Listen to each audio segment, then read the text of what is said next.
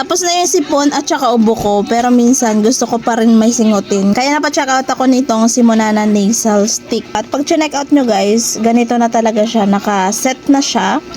Tapos, 4 yung kanyang scent. So, meron siyang winter melon, lavender, tropical, and then yung mint. Naamoy ko na siya actually, pero sige, try natin ulit.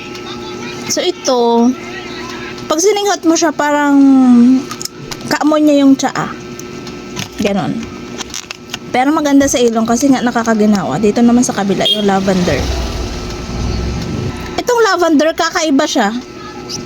Hindi ko ma-explain.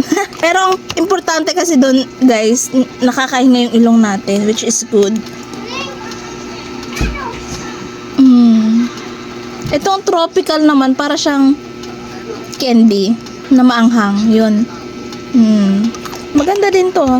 Yung tropical. Ito namang si mint. Okay din.